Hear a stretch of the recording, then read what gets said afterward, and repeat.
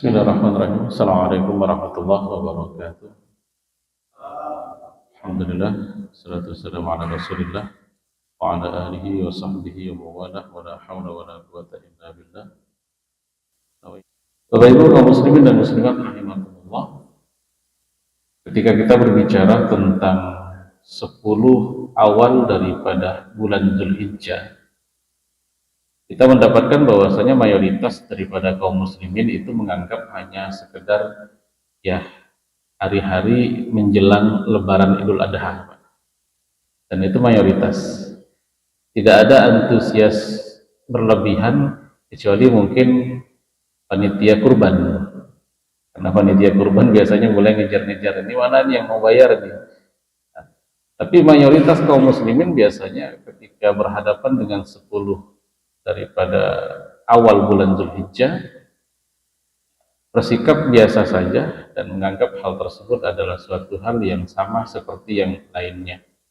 Padahal terjadi perdebatan sengit di antara para ulama tentang apakah 10 awal bulan Dzulhijjah ini lebih baik daripada Ramadan atau sebaliknya. Dan ini menunjukkan kepada kita bahwasanya hari-hari ini adalah hari yang sangat mulia, karena tidak mungkin para ulama yang memiliki keilmuan yang luar biasa akan berdebat tentang sesuatu yang biasa-biasa saja. Mereka pasti akan membahas dengan antusias sesuatu yang sangat luar biasa. Dan ternyata ketika kita telusuri kembali mengapa para ulama tersebut begitu antusias membahas masalah ini, tak lain dan tak bukan adalah hadis yang kita sebutkan tadi yang diriwayatkan oleh Al-Imam Muslim. Ma min ayyamin, tidak ada hari al-amalus sholihu, orang melakukan ibadah, ahabbu ilallah, yang lebih dicintai oleh Allah Subhanahu wa taala min hadhil ayyam, kecuali daripada hari-hari tersebut.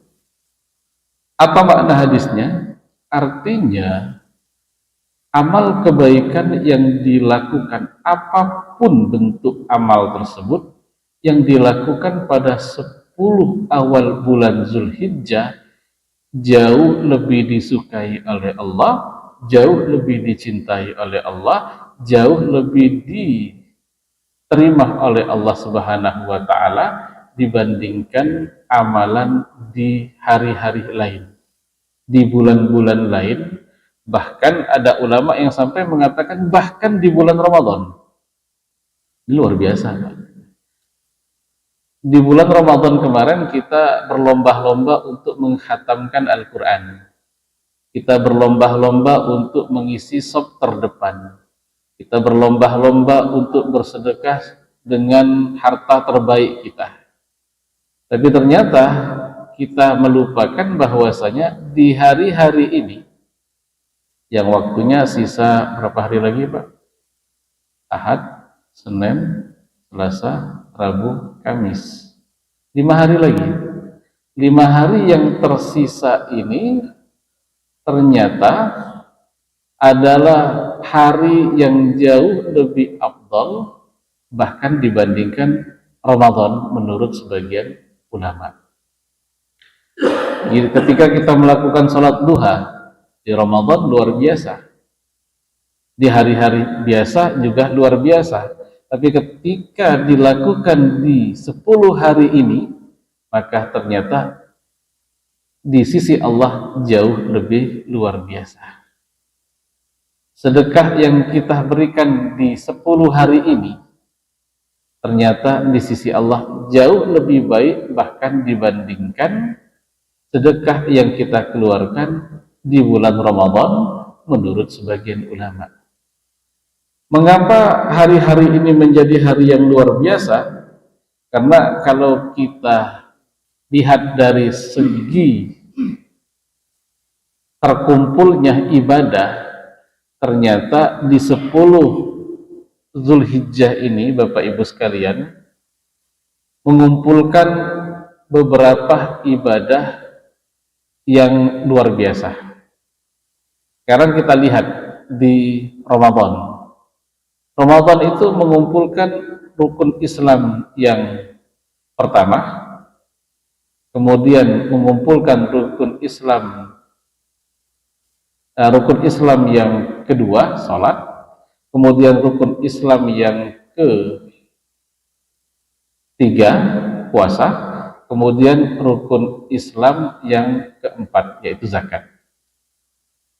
Di bulan Zulhijjah, di 10 awal Zulhijjah, kita lihat apa saja yang dikumpulkan. Yang pertama adalah salat. Bukankah di 10 Zulhijjah itu kita diperintahkan oleh Allah Subhanahu wa taala untuk melaksanakan salat Idul Adha, yang mana salat Idul Adha ini bahkan ada sebagian ulama yang mengatakan hukumnya menjadi wajib. Kenapa? Karena di dalam Al-Quran disebutkan inna a'tainakal kautsar fasholli li rabbika wanhar inna syani'aka huwal abtar. Fasholli, maka tunaikan salat. Maka ada ulama yang mengatakan bahwasanya salat Idul Adha hukumnya wajib, meskipun mayoritas ulama mengatakan tidak wajib, karena yang wajib hanya ibadah salat 5 waktu dan salat Jumat. Tapi di sini menunjukkan kepada kita ada ibadah salat yang sangat ditekankan. Berarti yang pertama terkumpul adalah salat. Yang kedua ibadah puasa. Kita dianjurkan puasa di 10 awal bulan Dzulhijjah. Yang sangat ditekankan adalah pada tanggal 8 dan tanggal 9. Tanggal 8 kita nyebutnya dengan istilah Tarwiyah, tanggal 9 kita nyebutnya dengan istilah Arafah. Tapi sebenarnya anjuran untuk berpuasa itu bukan hanya di tanggal 8 dan tanggal 9. Yang menjadi amalan sebagian salafus saleh, mereka itu berpuasa bahkan dari tanggal 1 Zulhijjah. Dari tanggal 1 sampai tanggal 9 mereka berpuasa. Maka ternyata di sini terkumpul juga ibadah puasa. Kemudian di 10 awal Zulhijjah juga terkumpul, kalau di Ramadan ada zakat, maka di bulan Zulhijjah ada yang namanya kurban. Dan kurban ini bagian daripada sedekah. Maka ternyata ada juga ibadah yang orientasinya adalah ibadah materi, yaitu kurban. Dan ditambah lagi di awal Zulhijjah ini ada satu ibadah agung, salah satu daripada rukun Islam, yaitu ibadah haji. Belum lagi kalau kita tambah lagi, ternyata anjuran di 10 Dzulhijjah itu adalah perintah untuk melakukan tasbih, takbir, dan tahmid. Sebagian santri yang ngaji itu nganggapnya bahwasanya yang dimaksudkan dengan tasbih, takbir, dan tahmid itu pas takbiran ya. Dan memang tidak salah, karena pada saat takbiran itu dianjurkan untuk melakukan takbiran dari malam Lebaran sampai asar hari tasyrik. Berbeda dengan hari raya Idul Fitri yang hanya sampai sebelum khatib naik mimbar. Setelah itu tidak ada lagi takbiran.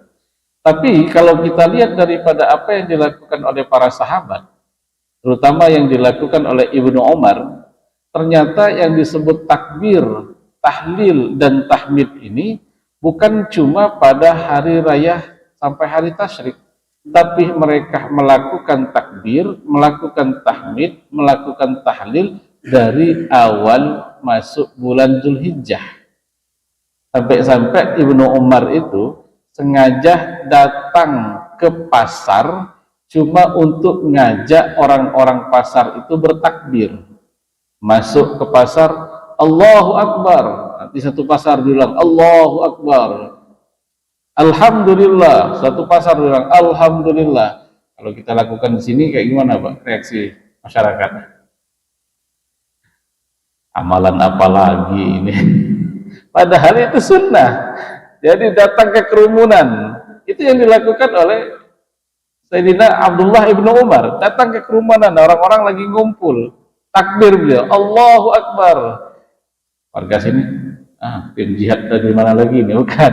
Allahu Akbar, semua bertakbir, semua bertahmid, semua bertahlil di 10 awal daripada bulan Zulhijjah. Dan ini merupakan amalan yang biasa Pak.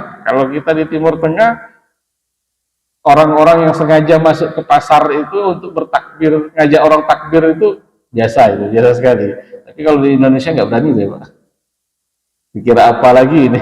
Padahal inilah merupakan salah satu amalan yang sangat dianjurkan. Maka ketika ada satu komunitas yang sedang kumpul, amalkan amalan ini. Misalnya mari sebelum kita ngobrol ini kita takbir, tahmid, tahlil dulu. Allahu Akbar, subhanallah, walhamdulillah, wala ilaha illallah, wallahu akbar. Ini sunnah. Terutama di 10 awal daripada bulan Zulhijjah. Belum lagi kita dianjurkan untuk bersedekah. Mengapa kita dianjurkan bersedekah? Karena di 10 awal dari bulan Zulhijjah ini, sedekah yang kita sampaikan itu memiliki 2 fadilah. Yang pertama, kekhususan daripada fadilah 10 awal daripada bulan Zulhijjah. Yang kedua, kekhususan daripada bulan haram. Jadi ngumpulnya 2 Pak. Sudahlah dia bulan haram, dia juga masuk dalam 10 awal daripada bulan Zulhijjah.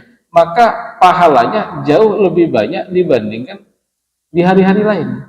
Meskipun yang namanya sedekah itu tidak harus di hari-hari yang istimewa, bisa kapan saja. Tapi ketika ibadah tersebut dilakukan di waktu yang istimewa, maka otomatis dia akan jauh lebih istimewa dibandingkan waktu-waktu yang lain. Maka kalau seandainya biasanya kalau kita lihat kencerengan kotak enggak ada ya, insya Allah di luar lewat di depan kita pas Jumatan itu jangan dikasih senyum terus Pak. Insya Allah memang senyum itu sedekah tapi nggak bisa nambah saldo masjid ya. Jadi terutama ini di 10 Zulhijjah ini sayang kalau seandainya kita tidak bersedekah, sayang kalau seandainya kita tidak berinfak. Mengapa? Karena pahalanya jelas double. Karena tadi kita sebutkan keistimewaan daripada bulan haram dan keistimewaan daripada 10 awal bulan Zulhijjah. Kita juga dianjurkan di 10 awal bulan Zulhijjah ini, terutama dan di waktu-waktu yang lain, untuk memperbanyak doa. Punya hajat, ini adalah hari-hari yang Allah istimewakan. Apa di antara keistimewaannya? Hajat lebih cepat terpenuhi oleh Allah Subhanahu wa Ta'ala. 10 awal bulan Zulhijjah ini adalah waktu yang diijabah doa yang kita sampaikan. Gak perlu jauh-jauh ke Mekah, cukup kita datang sholat subuh berjamaah. Setelah sholat kita bertunggu sampai waktu isyraq, sholat 2 rakaat, setelah sholat kita angkat tangan kita berdoa kepada Allah, itu juga mustajab. Terutama ini di 10 awal bulan Zulhijjah, waktu yang mustajab. Dan apa yang kita inginkan tidak dibatasi. Nah kalau kita masuk raudhah kok dibatasin waktunya, berapa menit keluar gantian dengan yang lain. Ini enggak, 10 hari ini kalau dihabiskan setelah sholat doa, minta apa? Minta kesembuhan. Ya Allah, kayaknya ini penyakit kata medis udah nggak bisa diobati lagi. Diperiksa ke orang-orang yang katanya pinter itu juga nggak ada lagi, nggak ada harapan. Itu kan kata manusia. Dokter manusia, orang pinter katanya juga manusia.